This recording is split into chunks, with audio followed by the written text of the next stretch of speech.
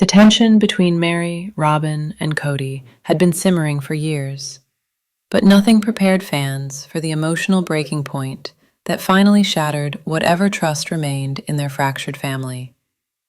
It wasn't one moment. It was a pattern of small betrayals, quiet manipulation, and financial decisions that always seemed to favor Kody and Robyn, while leaving Meri feeling sidelined, unheard, and ultimately used. But what happened behind closed doors in those final months pushed Meri to a place she never thought she'd reach. The moment she finally said she was done. And today, we're diving into the emotional unraveling that led to that point. The conversations that left Meri in tears, the pressure she felt to accept deals that didn't benefit her, and the shocking choices Kody and Robyn made that ultimately exposed how deeply fractured this family had become. There's a reason fans are calling Meri's situation financially manipulative and emotionally abusive. And once you understand what was happening in the background, those reactions make perfect sense. Hey everyone, Sarah here. Welcome back to the channel. If you're new, I break down the truth behind the headlines, the drama that the cameras don't show, and the emotional stories that leave fans talking long after the credits roll. So, if you love deep dive analysis and honest conversations about the Sister Wives world, make sure to hit that subscribe button and turn on notifications so you never miss an update. But before we move forward, let me ask you, do you think Meri was treated fairly? Was she respected as an equal partner in the family? Or was she pushed aside in favor of decisions that only benefited Kody and Robyn? Drop your thoughts in the comments. I always read them, and I want to know where you stand. Because as we step into this story, the picture becomes clearer. Meri wasn't just emotionally isolated. She was caught in a web of financial choices and family politics designed to keep her quiet, compliant, and out of the way. And the moment she realized that, truly realized it, everything changed. And that's where our story begins. Long before the explosive moment that pushed Meri to her breaking point, the tension had already been quietly building beneath the surface. And it all started with money, land, and the unspoken belief that some people in the family deserved more than others. The seeds were planted years earlier, during conversations about Coyote Pass, shared property, and what each wife was entitled to. At first, they were small disagreements, brushed off as misunderstandings. But over time, they became patterns. Patterns Meri could no longer ignore. Whenever the family gathered to discuss budgets, acreage, or long-term plans, Meri found herself increasingly uncomfortable. Decisions were being made around her, not with her. She'd walk into conversations already in progress, only to realize choices had been finalized without her input. She wasn't being included, she was being informed, and the difference was painful. Kody always insisted everything would be fair, a word he tossed around often, but rarely backed up with action. Robyn, meanwhile, played the calm, supportive peacemaker on camera, reassuring, soft-spoken, endlessly loyal to the narrative of unity. But when the camera stopped rolling, Meri began seeing a different pattern. Subtle pressure, carefully worded persuasion, and complicated explanations about why certain decisions made more sense for the family, even when those decisions seemed to benefit only one couple. Every time Meri questioned the numbers, the acreage distribution, or why she was receiving less than she was promised, the energy in the room shifted. Kody would get defensive. Robyn would act confused or hurt. And suddenly, Meri was the problem, the one causing tension, the one not being supportive, the one who couldn't let go of the past. It was emotional manipulation wrapped in politeness, and over time, Meri felt the weight of it pressing down harder and harder. She started noticing inconsistencies, little cracks in the facade. Kody claimed everything would be divided equally, yet discussions kept leaning toward Robyn's preferences. Robyn insisted she wanted everyone to be treated fairly, yet she always seemed to agree with the outcome that benefited her the most. The charm turned off when the lights did, and Meri, who had spent years convincing herself that loyalty mattered, found herself wondering if she was the only one still trying to live by the family's original principles. The more she paid attention, the more obvious it became. She wasn't being treated like a partner. She was being managed.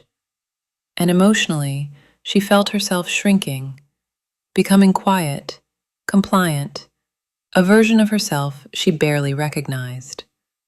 She wasn't included in plans. She wasn't consulted about future goals.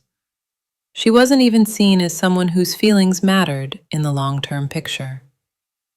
With each meeting, each conversation, each financial discussion, the pressure increased. Meri could feel something building, something heavy, unavoidable, and dangerous. She knew Kody was becoming more impatient with her questions. She knew Robyn didn't like being challenged, and she knew that, eventually, the truth they were trying to hide would break through the surface. And when it did, it was going to be explosive. The real turning point came when the property discussions shifted from vague promises to actual paperwork, because that's when Meri finally saw the truth in black and white.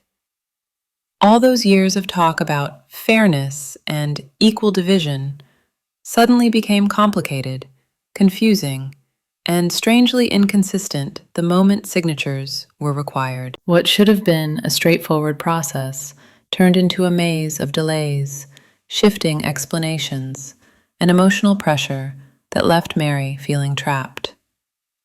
The family had long discussed how many acres each wife would receive, with Kody repeatedly insisting everyone would be treated the same. But when Meri finally sat down to review the numbers, the math didn't add up. The acreage she had been told she would receive wasn't reflected in the documents. The layout had changed. The boundaries had shifted.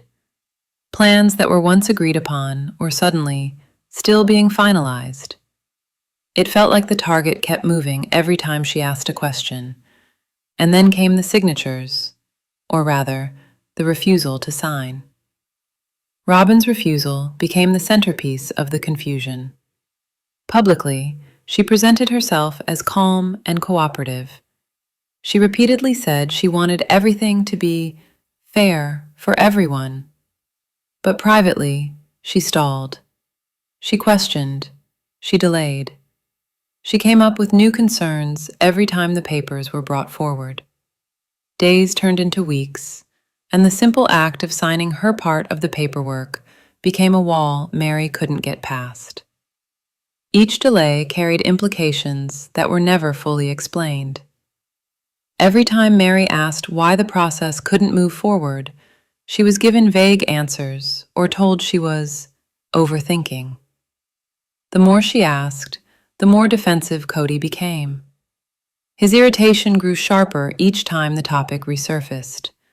He blamed the title company, the timing, the layout, everything except the truth that was staring everyone in the face. Meri was stuck in a painful tug-of-war between what the family said publicly and what they demanded privately. On camera, the family talked about unity and fairness. Off camera, Meri was pressured to accept changes, absorb losses, and trust decisions that clearly did not benefit her. It was as if they expected her to quietly sign whatever was placed in front of her, smile for the viewers, and never question the motives behind the scenes. She wasn't being treated like family. She was being treated like an obstacle. What hurt most was realizing how quickly she was dismissed. Her concerns were minimized, Her feelings brushed aside, and her attempts to understand the situation were labeled as negativity. Meanwhile, Kody grew increasingly frustrated whenever something didn't go his way. His patience evaporated the moment Meri pushed back, revealing just how fragile the illusion of fairness had always been. And with every unanswered question and every delayed signature, the emotional tension rose. Meri could feel the pressure closing in, the walls tightening around her, and the truth becoming unavoidable. Something was about to break, and when it did, it would change everything. The breaking point arrived on a day that should have been simple. Meri had approached the conversation quietly, hoping the tension from the property delays could finally be cleared. She wasn't looking for conflict, she was looking for clarity. But the moment she raised her concerns, something shifted in the room. It was as if all the pressure that had been building inside Kody finally needed somewhere to go, and he chose her. His voice rose faster than she expected. It wasn't just irritation, it was sharp, heated, almost explosive. He accused her of making things complicated, of slowing everything down, of creating problems where there didn't need to be any. The volume itself was overwhelming, especially coming from someone she had once trusted to lead with calm and fairness. Meri stood there, stunned, feeling each word hit harder than the one before. Not because he disagreed with her, but because the anger behind it revealed a truth she had tried for years to ignore. The shock on her face wasn't simply about the shouting. It came from the realization that this wasn't a momentary loss of temper. This was how he saw her, not as a partner, not as someone worthy of respect, but as a roadblock he wanted out of the way. As Kody continued, the atmosphere in the room tightened. He kept insisting the delays were not his fault. He claimed he was doing everything he could and implied that Meri's questions were attacks. At one point, his frustration seemed to spill into every sentence he threw at her, and she felt her chest tighten as she tried to make sense of how the man who once promised unity could use anger as a shield instead of honesty. Before she could gather her thoughts, Robyn stepped in. Her tone was soft at first, but it held an unmistakable edge. She positioned herself close to Kody, turning the moment into a defense of him rather than an attempt to hear Meri out. She insisted that misunderstandings were to blame. She suggested that emotions were running high because the situation was stressful for everyone. But the more she spoke, the clearer it became that she wasn't trying to help Meri understand anything. She was redirecting blame, subtly framing Meri as the one causing tension while shielding herself and Kody from accountability. Robyn claimed she had no idea why the paperwork wasn't signed yet. She maintained she was trying her best, but the words didn't match the pattern. They didn't match the delays. They didn't match the constant stalling that had left Meri feeling like she was being strung along. And as Robyn spoke, Meri could feel something inside her shift, something that had been waiting far too long. For years, she had carried the weight of being patient, being understanding, being the one who absorbed the blows to avoid conflict. She had convinced herself that if she just stayed calm enough, quiet enough, agreeable enough, things would eventually get better. But in that moment, watching Kody's anger pour out and Robyn rush to defend it without hesitation, she saw the pattern with painful clarity. She wasn't being heard. She wasn't being valued. She was being managed. The fight continued, but something inside Meri stopped participating. She listened, but she no longer absorbed the words the way she once did. The accusations no longer sunk into her the way they used to. Instead, She felt a rising strength that surprised even her. It was the strength of someone who had finally reached the point where the pain no longer controlled her. The years of tension, the unspoken resentments, the emotional manipulation, all of it surfaced in that single encounter. Not through theatrics or dramatics, but through the rawness of a woman recognizing that she had allowed herself to be treated as less for too long. She saw how her loyalty had been used against her, how her silence had been misinterpreted as acceptance, how her effort to keep peace had been taken as permission to push her aside. As the confrontation died down, Meri didn't raise her voice. She didn't match Kody's intensity. She didn't argue with Robyn's explanations. She simply stood there, steady, calm, and unexpectedly clear. She was done being the convenient target, done being blamed for problems she didn't create, done letting her needs be dismissed or buried. And for the first time in a long time, she felt something powerful take root inside her. She refused to let herself be used or silenced ever again. In the days after the confrontation, everything went quiet. Not the kind of quiet that brings peace, but the kind that forms when people pull back instead of facing what happened. Messages stopped, phone calls disappeared. The conversations that were once filled with empty reassurances and carefully chosen phrases became a cold, heavy silence that stretched from one day into the next. It was as if everyone involved had retreated to their corners, hoping the problem would somehow solve itself without anyone needing to take responsibility. For Meri, the silence wasn't surprising. It was simply confirmation of what she had felt during the fight. She could see now that reaching out on her own would only open the door to more blame, more pressure, and more attempts to twist her concerns into something they weren't. So when Kody eventually tried to contact her, she made a decision that surprised even herself. She told him to speak to her attorney if he had anything further to discuss about the property. It wasn't a threat. It wasn't hostility. It was protection. She had finally reached a point where direct communication no longer felt safe, and she wasn't willing to expose herself to another wave of anger. Having an attorney speak for her wasn't about creating distance. It was about reclaiming control. After years of being talked over, shut down, and dismissed, she was choosing a path where she wouldn't be overpowered again. And the moment she said it, she felt something settle inside her, something steady and necessary. While this new boundary was forming, Robyn reacted in a way that left Meri more unsettled than the fight itself. Publicly, Robyn maintained her familiar, calm tone, presenting herself as someone who just wanted harmony. She spoke carefully, choosing words that would make her seem patient and empathetic. But behind the scenes, the tension seemed to thicken around her.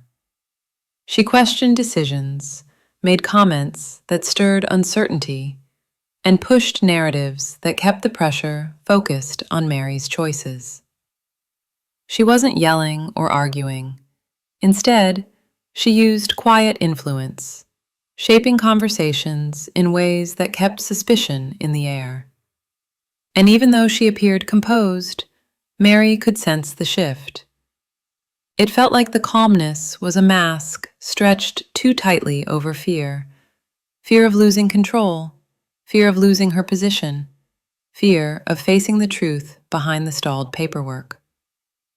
Every subtle reaction, every whispered doubt, every strategically timed reminder about stress and misunderstandings pushed the emotional divide even wider. As the silence continued, Meri experienced a wave of emotions she hadn't allowed herself to fully acknowledge before. The shock from the fight still lived under her skin, replaying in moments she didn't expect. The grief came in quieter forms, catching her off guard when she thought she'd already moved past the pain. She had spent so many years trying to keep the fabric of the family intact that letting go felt heavier than she ever imagined. But alongside the shock and grief came something new, a sense of relief she couldn't deny. For the first time in a long time, she wasn't bracing for the next emotional blow. She wasn't walking on eggshells or forcing herself to accept explanations that didn't make sense. She could think clearly without being drowned out. And with every passing day of silence, a stronger, steadier version of herself took shape. The property delays, the missing signatures, the subtle pressure, the shifting stories, it all connected back to the fight. None of it had been accidental. The stalled paperwork wasn't about timing or confusion. It was a reflection of how her place in the family had been shrinking for years. The fight didn't create the fracture, it exposed it. And as these truths became clearer, the distance between Meri and Robyn grew into something that couldn't be undone. The trust they once had, fragile as it was, finally broke. What remained were two women standing on opposite sides of a line neither of them had expected to cross, but one that had been forming for a long time. Meri didn't feel hatred. She didn't feel anger anymore. She simply felt finished. And with that realization, the last threads of loyalty between them quietly snapped, marking the beginning of a future where Meri no longer carried the weight of a family that had stopped carrying her. When the dust finally settled, Meri found herself standing in a place she didn't recognize at first. It felt unfamiliar because she had never allowed herself to be there before. For years, she had lived in a cycle built on patience, belief, and loyalty. She told herself that if she just stayed calm, if she just waited long enough, the family she cared about would come together in the way she always hoped. But walking away from the old pattern, even emotionally, created a stillness she hadn't felt in decades. It was a space where she could finally hear her own voice. The shift didn't happen in a single moment. It grew from years of feeling dismissed, unappreciated, and overshadowed by promises that never materialized. But when she finally stepped out of the pressure, she realized how heavy that pressure had been. It had shaped the way she spoke, the way she expressed her needs, the way she held her expectations. Now that it was gone, she could breathe in a way that felt new, but also strangely overdue. The emotional freedom surprised her. She wasn't waking up bracing for another argument. She wasn't calculating every word to avoid being blamed for tension she didn't create. She wasn't trying to decode unclear explanations about property or loyalty or family unity. For the first time in a very long time, she was making decisions without someone questioning her motives or twisting her intentions.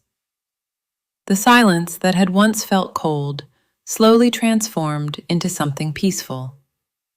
It wasn't isolation, it was independence. And viewers saw it. They felt the difference. Many had watched her for years, hoping she would eventually draw a line that protected her spirit. When she finally did, something resonated deeply with people who had experienced the same kind of slow, quiet erosion of confidence in their own lives. They saw strength in her distance. They saw courage in her decision to involve an attorney. They saw resilience in her willingness to stop accepting treatment that made her feel invisible. The reaction wasn't about taking sides. It was about recognizing someone learning to value herself again. But the journey also revealed something far more painful about what had been happening behind the scenes. When manipulation shows up wrapped in the language of fairness, it becomes harder to recognize. When pressure is framed as concern, it becomes easier to excuse. Over time, those patterns wear a person down in ways that are not immediately visible.